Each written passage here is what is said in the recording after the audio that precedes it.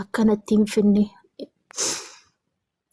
xiqqaaf guddaan haa ta'u mee galata waaqayyoo jechuudha lubbuun jirti. Isin warri qoostan kun biyyi teessan nagaa qabdi natti fakkaate. Nuti dhagaa dhabne yaa jiru nagaa dhabne. Bakka intalli biyya Arabaa jirti ageenyaan kan si gaafatan kinoo sooressi biyya Itoophiyaa waan hin qabne si gaafatan. Yeroo ammaa kanatti sooressumti biyya Itoophiyaatu iyyuu birrii 200 miti. Birruma lamaa eessaa fuudha? Han si gaafatan kinoo dhala ilma namaati ol si gaafatan. 500 si gaafatan, 600 si gaafatan kana fidi oo kana fiduu baatte shoxxu si godhan. Lubbuun ilma namaa bar lubbuu baalaa hanqatti biyya Itoophiyaa san keessatti. Biyya tanatti galinaan jettanii Oromooti yoo ta'u galee ani biyya kiyyatti illee dalagadhe otoo biyyi teenya nagaa qabaatte ani biyyuma Arabaa kanaayyuu numan gala'u biyyumti teenyatu otoo nageenyatti bu'ee nagaan kun tasgabbaa'ee ni numan gala biyya kootitti galee haadha koo jimmaa fani la buddeen gimmaasha adda kutadhee nyaanne takka rakkoon hin jiru. Garuu biyyi teenya biyyatti galan miti biyya keessaa baqatan malee kan keessa jiruyyuu rakkateera. Kasiin siniin jedha waan hundaafuu gaarummaadhaaf mee naman galcha baqa sammuun na dhukkube. Biyya Joordaan tana keessas rabbiin inuma nu baasa gaafa tokko.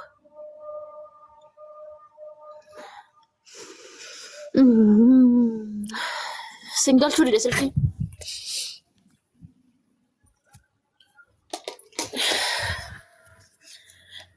Sanirraan namni gizee biraa yaa maaliif jedhee namaan jedhu gaafa ati akkas garaan keessi baduu sirraa eeffan fardaaf lafaan. Hiriyyaan illee si ganti bargaafa akkana hiriyyamatee illee ta'e kan abdatu si ganti. Si jammaramna dubartiin naaf hin taatu biyyoo haadha ishee nyaattu. Ani hiriyyaas hin qabu dubartiinis naaf hin taatu. Atau waan hunduu gaarummaadhaaf.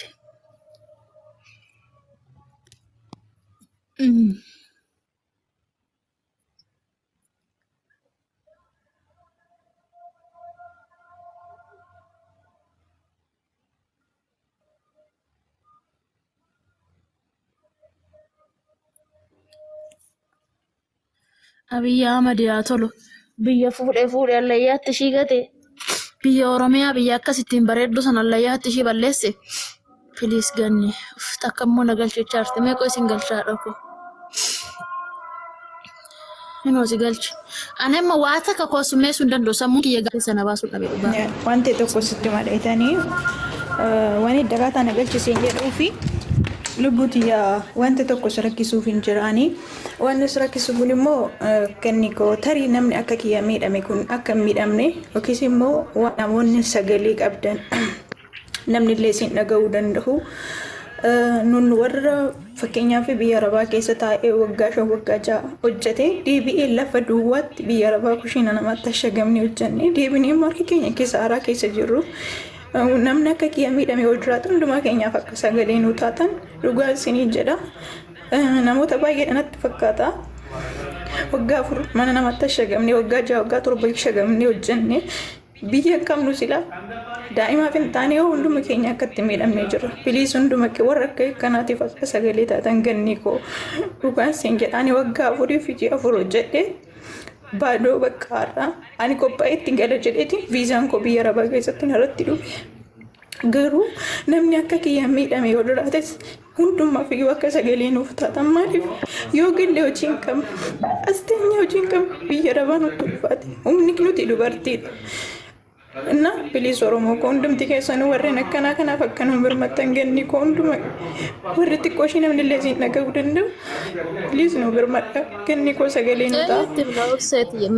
Mee obseeti rakkoon asirra jirtu kun anas irruman jira waan si mudate kun anas mudatuma jira mee maal eenyutti iyyina eenyu dubbanna waan hoggaa 6 waggaa 7 hojjenne kun halkan takka dhabaa jirra qe'ee ofiirratti mana ofiirratti hoggaa 6 jechuun nuuf umrii dheeraa umrii guddaa dubartiidhaaf hoggaa 6 jechuun waan ulfaata hoggaa 6 garbummaa Arabaa jala garboomnee ashkara arabaa taanee naa dabartii boru biyyaan qaba biyya kootitti naa dabartii jennee waliin fufunaannee halkan takkatti yoo daaraa nama harkaa godhan halkan takkatti yoo nama harkaa bishaanatti nama harkaa naqanii eenyutti manname eenyutti mita kun si bichaaf miti kan dhufe anafichaafis miti kan dhufe akka oromootti nutti dhufe kun waan akka oromootti nutti dhufe maal gochuu dandeenya eenyutti manna rabbi qe'ee keenya irratti nu salphise waan ta'eef eenyutti mannaa dhokko rabbitti Boyina. Ofseen wanta akkuma ganni nutti boyu. Sagaleen gosa irratti dhagahamu ani waggaa afur obsee ati eessadha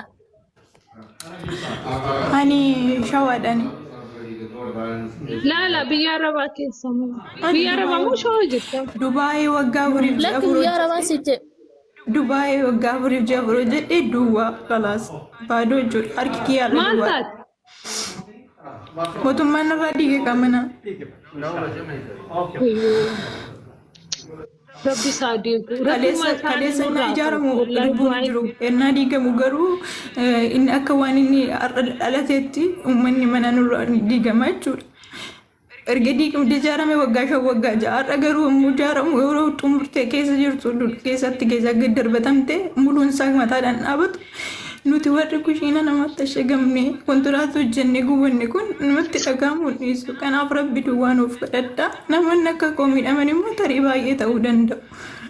Kanaaf rabbi bichii nuuf kadhadhaa. Yoo ammas ni danda'ame immoo warreen akkas akka koo kana baay'ee isaanii gubatan baay'eetu jira. Tarii ilmoo dhiisnee baanii daa'ima godhatti gannee baanii mana namaa keessatti ashagamne ganama harka duwwaatti immoo deebinee gallu baay'ee ulfaata boloota koo.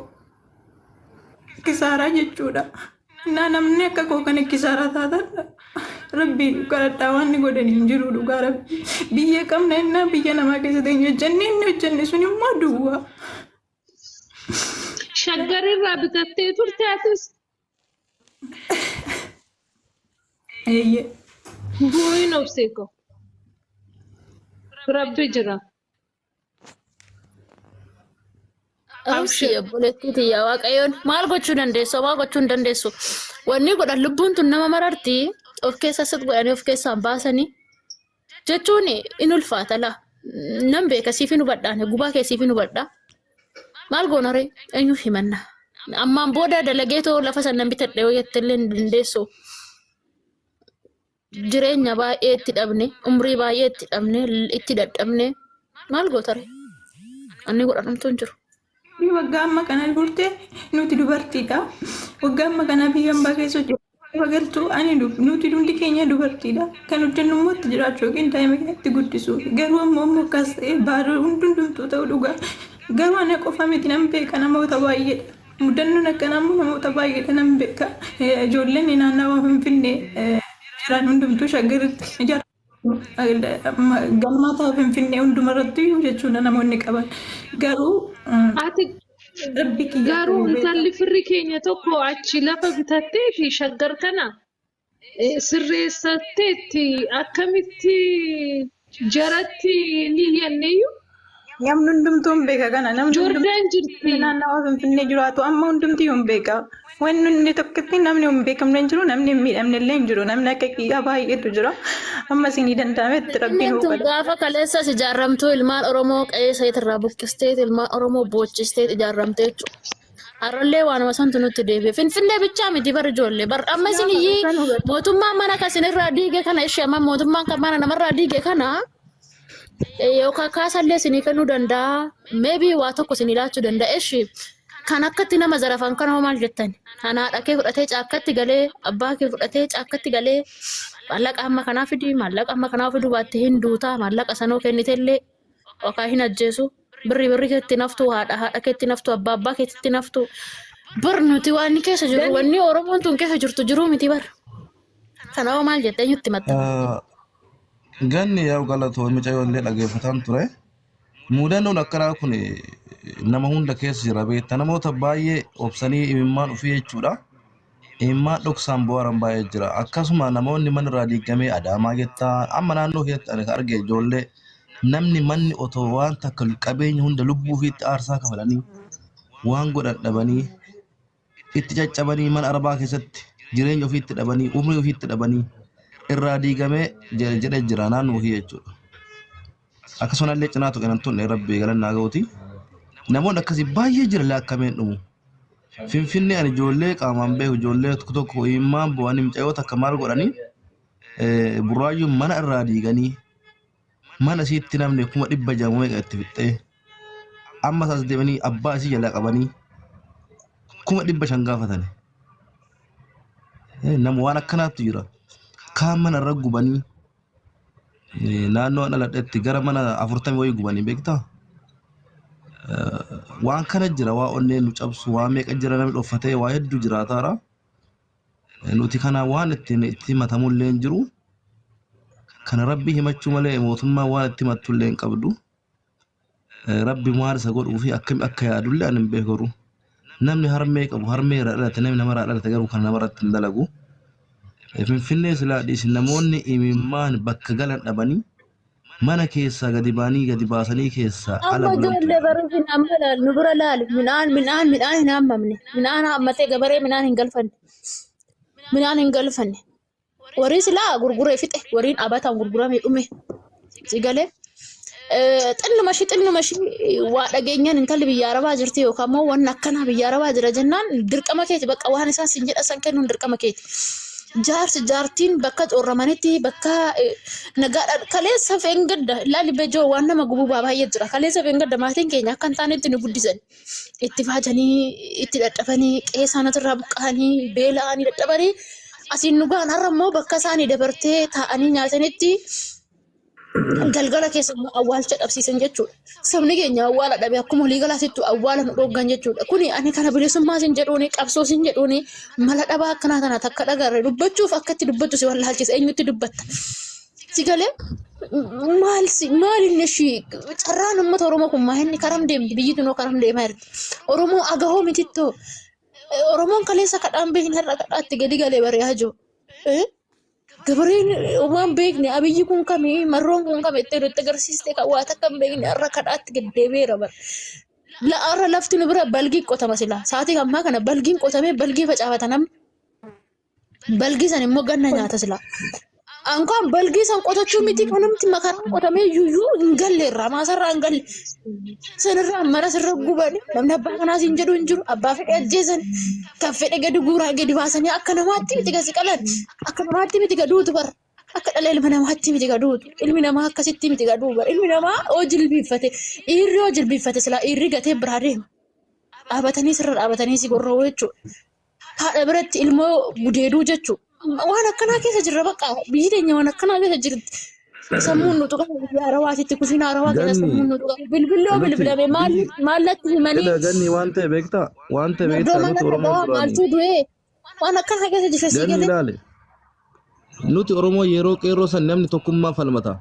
Amma namni abbaa kanaa waliin jedhu dhabamee hundi gandaa wal ciree safaraa wal cacciree bakka xalatee wal ciree ana bal waliin qubee doomaa fidee qubee akaafaa fidee kun kaaf fidee ilmi tokko ganda keetii yoo dhalatee waa ho'ii fide iskuun isa deeggara kun garas gora kun ganana gora ummata akkana wanyaatu ummata abaarsa qabu Oromoo saba guddaa saba guddaan xiqqaate kana akkami akka waa dubbattu hin jiru yoo ati fakkeenyaaf mootummaarra waa dubbat akka ati akkasii mire ati shaan sin jedhan yoo ati gara moonni gorteetii gara dhaabbilee biraa abaaboo bira dhaabbatte ati akkasii mire ati akkas yookaan ati bilchiginna akka dubbattuuf akki waa dubbattee saba kanaaf waa sagalee taatu dhabame ummanni bakka 50 wal characharee wal gurgumuu malee namni harmee ofiitii yaadu hin jiru namni biyya ofiitii yaadu hin jiru namni jireenya saba kanaa yaadu hin jiru ummanni hunduu jireenya dhuunfaa ofii jiraataara yoo du'e yookaan namni sabni kun gad dhaabbatee hunduu falmatee yeroo tokko ummanni mootummaa kana akkamitti akka harmee manarraa ciran manarraa diigan kana harmee ilmaan boochisan kana namoota mallaqaan saamaa kun maal jedhama maaliif dhiibbaan goonu hiriira addunyaa irratti daasfooroonni walii galanii jechuudha. Lamaan isaanii akka nurraa dhaabbatanii uummanni akka nagaa argatu daasfooraan tokkummaa uume mootummaa irrattis ta'e waraana irrattis dhiibbaa geessisuun ni danda'ama. Bar sagalee ta'uu hiriira ba'uu tiitarii irratti dhiibbaa godhuu mootummaa irratti akka addunyaan nu argu jechuudha. waan kanarratti Maal itoo ijoollee hojjetu gubaa gaariidha. keenya kanarra gubaa uummata Tigree isa wayyaa tokkoffaadhaan uummanni Tigree sun alamni illee beekee jira. Kan keenya kana nama nuu beeku dhabne bara. Gubanne irra namni nuu beeku dhabamee jira. Indee nuti gubanne qaba biyya ormaatti taatee umrii kee itti fixxee kushina arabaa dhiqee arabni gandaa ol ka'ee gadi ka'ee na hoggitee itti beelee itti dadhabee fidee halkan tokko otoo daaraan harkaa godhan isin nama hin gaddisiisu jiru. Boru bar bakka sanatti deebi'uu hin danda'u. Qe'eenarra ijaaree kana boru ijaaruu hin danda'u bara. Kana barka sammuu si tuqu. Wanna har'a ijaaree kana borutti deebi'uu hin danda'u. Umriin teenya bakka san teessee nama hin eegdu. Ishi akkam lubbuun sun immoo si mararti gaa. Sit gootee of keessaan baastu of keessaa oduu waan baasan ta'e nu baafatta kan du'e baafate. Haadha kee makaraa argitu arguu mannaa kalee sana guddisuudha makaraa argaa turte. Kalee sana guddisuudha dadhabaa turte. Kalee sana guddisuudhaaf carraaqaa turte. Har'a immoo bakka nan ishiidha guddadhetti ishii xooruu qabutti deebitee immoo makaraa arguun qe'ee ofiitirraa buqqa'uun. Oromoon kaleessa aannan namaa kennu sun har'a waan nyaatu dhabee beelaan du'aa jira jechuudha. Akkamiin beelofne reesilaa kan facaafatte siin hammattu. Karritti naammattu hin jirtu, karritti facaafattu hin jirtu, karritti bishaan itti. Kinu amma gabaa lagannaa gabaa kana kinu amma namni gabu malee dhaqee tokkochi falumaan illee akka shammatatee nyaanne lagannaa gabaati. Attam ta'an haree kana.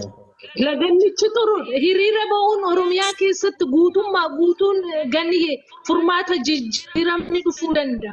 Dhiibbaa godhuun gaariidha. Kanan jibbiina garuu amma Oromoo tokko ta'ee furmaata irra ga'u.